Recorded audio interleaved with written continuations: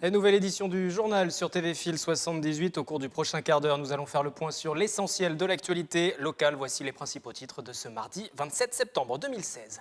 Il n'avait connu quasiment aucun travaux depuis 1975. Le lycée franco-allemand de Buc va subir un sérieux lifting. Le coût de l'opération devrait s'élever à plus de 43 millions d'euros, répartis notamment entre départements et régions. Plaisir prépare la deuxième édition de son Bike and Run, Run and Bike, un événement qui l'an dernier avait attiré quelques 460 participants dans le parc du château. Et puis nous terminerons ce journal en musique avec les dimanches musicaux de Coignières qui reprennent ce week-end, un rendez-vous qui met l'orgue à l'honneur. Pour débuter ce journal, donc, nous allons nous diriger vers la commune de Buc, une commune où se trouve depuis 1975 le lycée franco-allemand qui va connaître d'importants travaux de rénovation. Un établissement qui attire près de 900 élèves, ils seront plus de 1300 à l'issue du chantier. Mais ce n'est pas tout puisque le gymnase va être reconstruit et les espaces extérieurs réaménagés. Reportage Camille Lambert et Mickaël Edmidoro. Il date de 1975 et n'a jamais fait l'objet de grands travaux. Le lycée franco-allemand de Buc va être rajeuni. Les façades seront rénovées pour un aspect plus moderne et de nouvelles salles vont être construites. Une volonté de l'établissement et du département de proposer un bâtiment en accord avec son époque. L'établissement comme il est aujourd'hui n'était plus adapté aux nouveaux besoins. Aujourd'hui, il y a un gros développement sur le développement numérique. Toutes les salles sont câblées. Demain, il y aura des tablettes quasiment pour tous les élèves. Et aujourd'hui, les infrastructures ne permettaient pas ce déploiement du numérique. Début des travaux au printemps 2017, le bâtiment actuel sera restructuré, une extension de 5000 m² sera construite. Le projet prévoit la création d'une salle de musique, une autre de sciences et d'un CDI. Autre nouveauté, une salle polyvalente d'une capacité de 300 places. La restructuration est importante parce qu'elle va nous donner des surfaces supplémentaires de manière à pouvoir monter en puissance au niveau des effectifs, ce qui nous donnera aussi des possibilités de rentabiliser nos options, d'ouvrir peut-être l'une ou l'autre nouvelle option et en tout cas d'étendre notre offre, de compléter notre offre vis-à-vis de nos élèves. Avec l'école primaire et le collège, l'établissement accueille en tout plus de 800 élèves. Avec ces travaux, il espère porter ses effectifs à 1200. Chiffré à 40 millions d'euros, le chantier devrait être terminé pour la rentrée 2019. Économie à présent est la success story de ce groupe familial Electrogélos. Depuis 70 ans, cette entreprise est spécialisée dans l'impression. Sa filiale GT Print, portée sur le numérique, est installée sur la ville de Trappes. Elle vient d'ouvrir ses portes au public. Le reportage de Nicolas Kirilovitz. Impression offset, impression numérique ou encore création d'affiches, Electrogélos expose ses savoir-faire pour ses 70 ans et pour l'événement, les clients peuvent découvrir les machines et les 1800 m² de la nouvelle filiale GT Print, une entreprise installée à Trappes depuis 1968 et qui permet au groupe de compléter l'offre de ses services. Soit les clients viennent avec un brief ou alors juste avec une idée. On va leur proposer donc la création de ces documents dans le but de faire soit du web, soit d'imprimer ces documents sur différents supports. Luxe, BTP, pharmacie, énergie, les clients du groupe septuagénaire se sont diversifiés avec le temps, les demandes également. Tous nos clients nous confient énormément de typologies de travaux différents.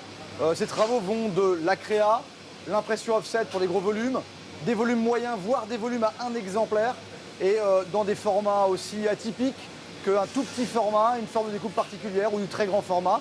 Et on se charge aussi de poser la signalétique qu'on a imprimée chez nos clients.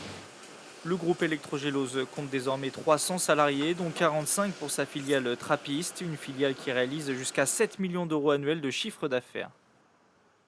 Et puisque l'on parle économie, sachez que le chômage progresse également dans les Yvelines de 1%, toutes catégories confondues sur le mois d'août. Un chiffre néanmoins inférieur à cette moyenne nationale qui s'établit donc à 1,4%. Le département compte dorénavant 94 650 chômeurs. Pour la ministre du Travail, Myriam El Khomri, l'inversion de la courbe du chômage est malgré tout engagée si l'on se base sur les chiffres de l'INSEE depuis un an. Sur le terrain, les actions se multiplient malgré tout. Exemple avec le Club FAS de Saint-Quentin-en-Yvelines qui va dorénavant intervenir au niveau du département tout entier. Le Club FAS dont l'objectif est de favoriser l'engagement social et sociétal des entreprises pour lutter contre toute forme d'exclusion, de discrimination ou encore de pauvreté. Son président au niveau local est intervenu sur notre antenne, c'était hier. C'est surtout les actions en fait, qui vont être déployées sur l'ensemble du département des Yvelines. Là, on a commencé à déployer des actions côté Mantes, Les Mureaux, Poissy. Et puis l'objectif à terme, c'est de pouvoir effectivement d'être présent sur l'ensemble du département des Yvelines. Alors ça a été préparé en amont, je suppose. Vous avez déjà noué d'autres partenariats avec d'autres entreprises qui sont justement plutôt du côté nord des Yvelines? Oui, tout à fait. En fait, avant le démarrage de ce projet d'extension, on a rencontré différents partenaires et notamment des entreprises, puisque l'objectif, c'est de pouvoir fédérer et d'accompagner des entreprises autour de notre action. Donc on a rencontré un certain nombre d'entreprises, on a rencontré également un certain nombre de réseaux d'entreprises pour avoir un mouvement collectif pour porter ensemble effectivement cette extension.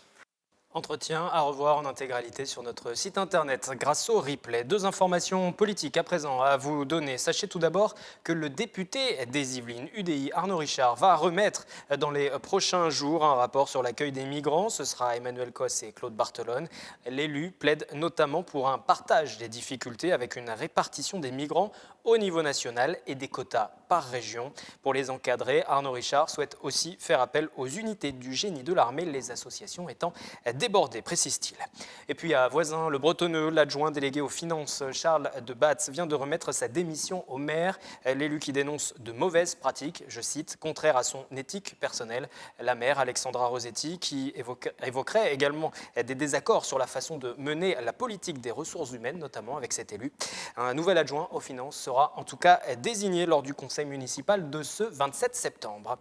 On passe au sport à présent. Le samedi 8 octobre prochain se déroulera la 2e édition du Run and Bike au cœur du parc du Château de Plaisir. Coureurs et vététistes main dans la main.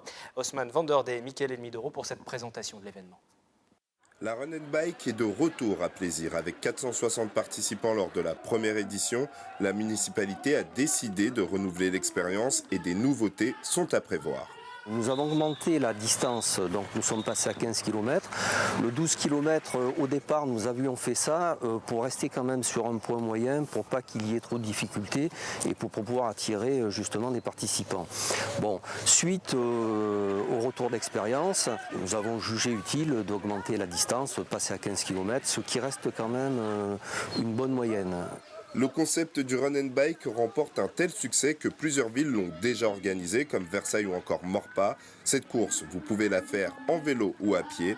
La volonté des organisateurs, c'est de la rendre accessible au plus grand nombre. Il y a plusieurs courses. Vous avez le 15 km qui part le matin, c'est la première course. C'est là où il y a le plus d'inscrits, c'est celle qui intéresse le plus grand nombre.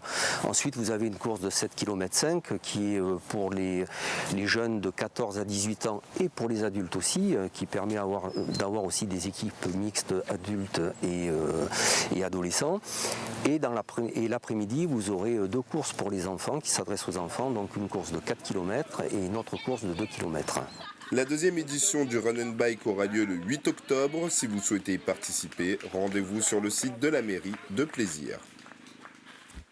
Sport toujours et l'impact des JO à présent. Nous en avons déjà parlé sur cette antenne, mais au lendemain de l'événement. Alors un mois plus tard, cet impact est-il durable? Quelles sont les disciplines qui profitent de l'effet Rio 2016? Les éléments de réponse avec Mickaël Elmidoro.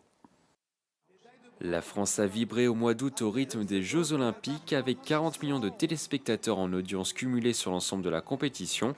Certains sports ont pu se voir offrir une fenêtre médiatique. Une exposition qui a un impact sur les clubs locaux en termes de licenciés. Le judo porté par un Teddy Riner médaillé d'or chez les plus de 100 kilos s'attend à voir arriver de jeunes judokas contaminés par la Riner Mania. Il y a beaucoup de gamins qui nous disent moi je veux être ceinture noire pour ressembler à Teddy Riner. Bon bah ils ont du boulot encore. Autre sport boosté par les JO, la boxe. La France a collecté 6 médailles dont 2 en or pendant cette Olympiade. Tony Yoka, originaire des Yvelines, est devenu une superstar de la discipline. Le Boxing Club de 50 ans en Yvelines s'attend à accueillir 40% de licenciés supplémentaires pour cette nouvelle saison. J'ai eu beaucoup de coups de téléphone déjà, énormément. Voilà, je pense ça va être difficile vu la taille de la salle, mais on peut même doubler l'effectif qu'on a. Là, on est à peu près 120 licenciés, on peut arriver à le doubler, mais après, il faut pousser les murs, quoi. L'équitation, sport pratiqué par plus de 680 000 licenciés, dont 22 000 dans les Yvelines, devrait également profiter des 3 médailles glanées au Brésil par les cavaliers français. Il est très difficile à évaluer parce qu'on est déjà le 3e sport national en nombre de licenciés et le 1er chez les filles. Donc c'est un peu compliqué, les clubs sont pleins à craquer, puis il faut avoir aussi la la cavalerie pour assumer cette augmentation. Donc c'est difficile à évaluer, mais effectivement, on sent on espère en tous les cas qu'il y aura un effet plus au niveau de la médiatisation. Un bilan définitif sera dressé dans tous ces sports d'ici novembre avec la fin des inscriptions annuelles.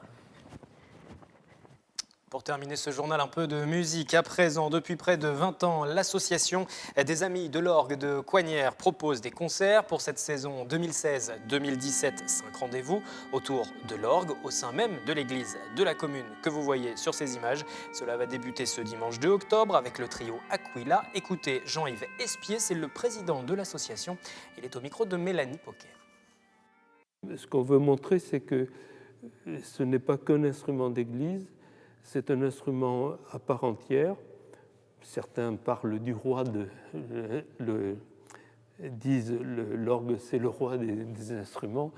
Donc c'est un instrument à part entière et on le montre entouré de différents instruments. Merci de nous avoir suivis. Tous nos reportages sont à retrouver sur le www.tvfil78.com. Vos commentaires sur les réseaux sociaux. Rendez-vous à 18h mercredi pour un nouveau point sur l'actualité locale. Ce sera avec Florane Parfait.